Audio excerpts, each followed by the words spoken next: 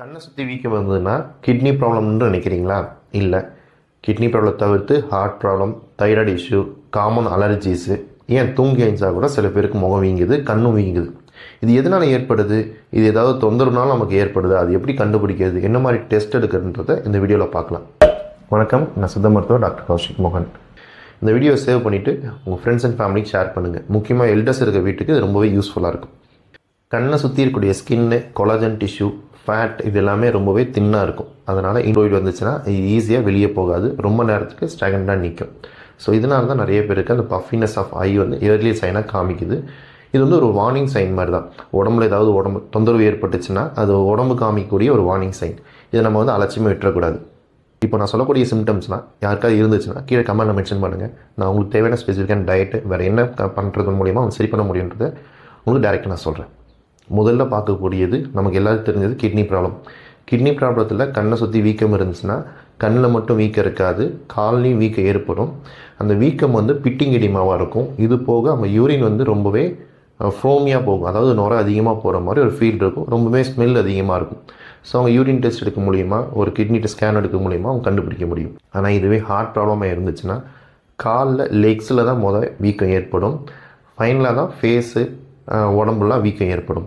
இது கூட அவங்களுக்கு வந்து மூச்சு வாங்குற தொந்தரவு அதிகமாக இருக்கும். நின்னாலோ நடந்தாலோ, ஏன் படுத்திருந்தால் கூட மூச்சு வாங்குறது அதிகமாக இருக்கும். இது போக ரொம்ப நாளாக காம்ப்ளிகேஷன், ஹார்ட் காம்ப்ளிகேஷன் இருக்குது, பிளட் ப்ரெஷர் இருக்குன்னா அவங்களுக்கு ஏற்பட சான்ஸ் இருக்குது. மூணாவதாக சொல்லக்கூடிய ரீசன் வந்து தைராய்டு காம்ப்ளிகேஷன்.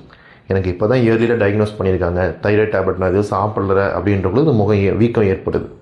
ஆனால் தைராய்டு ரொம்ப வருஷமாக இருக்குது, மாத்திரை சாப்பிட்டு தான் இருக்கேன், ஆனால் அந்த முகம் மட்டும் வீக்கம் இருக்குன்றது எதனால் ஏற்படுதுன்னா, நீங்கள் சாப்பிடக்கூடிய மாத்திரை உங்களுக்கு டோஸ் பத்தாமல் இருக்கலாம், இல்லை அதிகமான டோஸ் நீங்கள் சாப்பிட்லாம். ஸோ உங்கள் பிளட் டெஸ்ட் பார்த்துட்டு தான் அதை கன்ஃபர்மேஷன் பண்ண முடியும். நீங்கள் என்ன டேப்லெட் சாப்பிட்றீங்க, அது என்ன டோஸில் இருக்குன்ற பார்த்து தான் இதை கன்ஃபர்மேஷன் பண்ண முடியும். அது ஏரியாக பார்த்து ரெடியூஸ் பண்ணிக்கிங்க. டோஸ் குறைவாக இருந்தால் அதிகப்படுத்திடுங்க. ஃபோர்த்தாக சொல்லக்கூடிய ரீசன் வந்து ரொம்ப காமனாக எல்லாருக்கும் ஏற்படக்கூடிய அலர்ஜிஸ். அதாவது சைனஸ் அலர்ஜி இருக்குது, டஸ்ட் அலர்ஜி இருக்கவங்களுக்கு இந்த கண்ணை சுற்றி வீக்கம் ரொம்ப காமனாக இருக்கும். அதுவும் இல்லாமல் அந்த டெண்டர்னஸ் பெயின் இருக்கும், தொட்டாலே வலி இருக்கும், கண்ணை சுற்றி வலி இருக்கும். சில பேருக்கு கொஞ்சம் பிரைட்டாக இருக்கவங்களுக்கு கண்ணை சுற்றி ரெட்னஸ் கூட தெரியலாம். இந்த அலர்ஜினால தான் ஏற்படுது அப்படின்னா ஒரு சில பிளட் டெஸ்ட் எடுத்து பார்த்தா நமக்கு தெரியும். அது போக நேசல் பிளாக் இருக்கும், சில பேருக்கு வாசனை தெரியாது. ரொம்ப முக்கியமாக காலையில் அடுக்கு தும்மல் வந்துக்கிட்டே இருக்கும். ஸோ இதெல்லாம் அலர்ஜிஸ் ஏற்படுறது. ஃபைனல் ரீசன்ஸ் வந்து எந்த டிசீஸ் கண்டிஷனும் இல்லாமல் ஒரு நார்மல் பர்சனுக்கு தூங்கி எழுந்திரிச்சா முக வீக்கமாக தான் தெரியும். ஆனால் ஒரு ஃபேமிலியில் எல்லாருக்கும் முக வீக்கம் தெரியதில்லை. ஒரு சில பேர் ரொம்ப ஃப்ரெஷ்ஷாக இருந்திருப்பாங்க, ஒரு சில பேர் முகம் வந்து ரொம்ப வீக்கமாக இருக்கும். இது எதனால் ஏற்படுது அப்படின்னு பார்க்க போனால், அவங்க டயட்டில் ரொம்பவே சோடியம் இன்டேக் ஜாஸ்தி இருக்குது. ஸோ அதனால் சோடியம் எப்பவுமே வாட்டரை வந்து ரிட்டைன் பண்ணியிருக்கும். நீங்கள் ரொம்ப நேரம் லாங் ஹார்ஸாக நீங்கள் தூங்குறீங்க அப்படின்னா அந்த ஃப்ளூயிட் வந்து அக்ளுமேட் ஆகிடுச்சுன்னா ஃபேஸில், அது சோடியம் உடம்புல அதிகமாக இருக்கிறதுனால அது வெளியே விடாது. அது நீரை வெளியே விடுறதுனால முக வீக்கமாக இருக்கும்.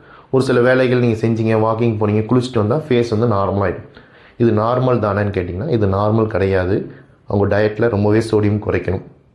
அப்போ தான் அந்த முகவீக்கம் வராது, உடம்புல வேறு எதுவும் காம்ப்ளிகேஷன் வராமல் ப்ரூவ் பண்ண முடியும். இந்த வீடியோ உங்களுக்கு பிடிச்சிருந்தால் லைக் பண்ணுங்கள். நான் சொல்லக்கூடிய இந்த பாயிண்ட்ஸில் உங்களுக்கு எதுவும் உங்கள் உடம்புல ஃபீல் ஆச்சு, உங்கள் பிளட் டெஸ்ட் ரிப்போர்ட்ஸ் எதுவும் காமிச்சுன்னா கீழே கமெண்ட்டில் சொல்லுங்கள், இல்லை டேரெக்டாக மெசேஜ் எனக்கு அனுப்புங்க.